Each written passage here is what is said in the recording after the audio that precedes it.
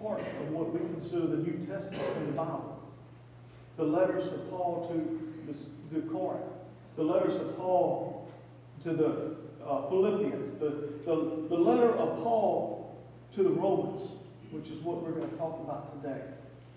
So we continue this line of thinking about a brand new me, about how Christ can come into our life, and when there's some hole there, when there's something missing, when there's something that's so empty, that Christ can come in and make a brand new me. And He can do that for you. We're going to continue that line of thinking today. We're going to talk about something that a lot of us don't like to talk about. But we're in church, so we are going to talk about it anyway. And that something is sin. Sin is kind of hard to talk about. It's something that we all do. And today's sermon is going to focus primarily on sin.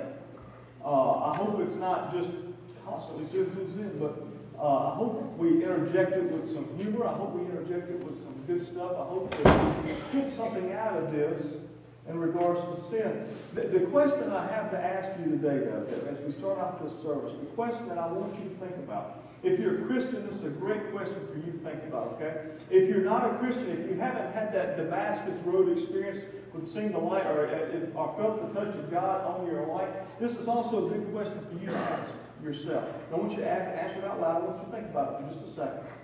And the question is after that happens, after that Damascus Road, after you realize that there's something empty inside of you that can't be filled anywhere else, and you ask Christ into your life, Christ, come into my life. I need you in my life. And Christ comes into your life. What is next?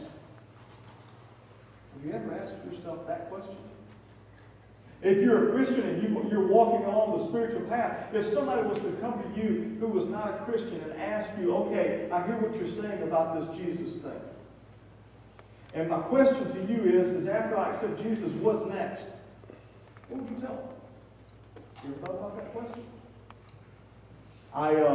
Before I came to Latham, I preached at a church called Chapel Hill Methodist Church. One of these small country beautiful church, so sometimes in the hill.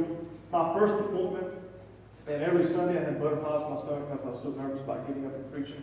And so I used to come in on Saturday nights, and I'd walk through the sermon.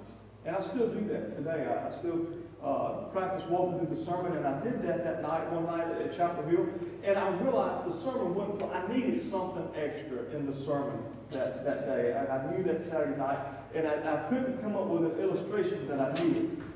And so I was preaching something along those lines, and maybe even been Romans 8, but I decided what I needed to do was I needed to ask somebody a question, because I didn't know the answer. So I went to a place where I knew at 10 o'clock at night there were people.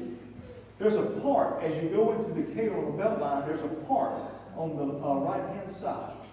And it's Friday and Saturday nights, teenagers hang out at that park. They line their cars up and they sit out there, and there's hundreds of teenagers who just gather in that park. And so I went to that park that night, and I walked up, and all these people were looking at me like I was a cop or something, like I squealed on. And I walked up to them, and I introduced myself to them. I said, "Hi, my name is John. I'm a local pastor, and I need your help. Will you help me?" And they said, "Oh, okay." And I said, I've got a question for you. I need some stuff for my sermon tomorrow. And I'm just going to be honest with you. I'm kind of at a loss here. And I want to see what your answer is, because I want to use you, if you will, in the sermon tomorrow. And they said, okay. And I said, what does it mean to be a Christian? What does it mean to be a Christian? And so I got a couple answers. There was one guy went from different cars asking the same question. And there was one guy, a big guy, probably a football player, I don't know, he was anywhere, but he had some peach fuzz, so I'm guessing anywhere between 18 and 22, somewhere around there, and I asked him that question. You know what he said to me? He said, to be a Christian means that you have to live by rules. And it's, thou shalt not do this.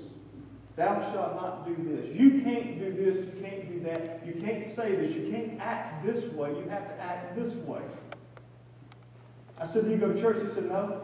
I said, are you a Christian? He said, I can't do all that stuff. I don't even want to try that. You know, that speaks volumes. That speaks volumes. What is usually expected of someone, or what somebody's expectation coming in, and it may be even yours, coming into Christianity is abiding by a whole bunch of rules, a whole bunch of laws. Starts off with the Ten Commandments, and if you look into the Jewish tradition, there are hundreds of rules and regulations and laws that need to be abided by.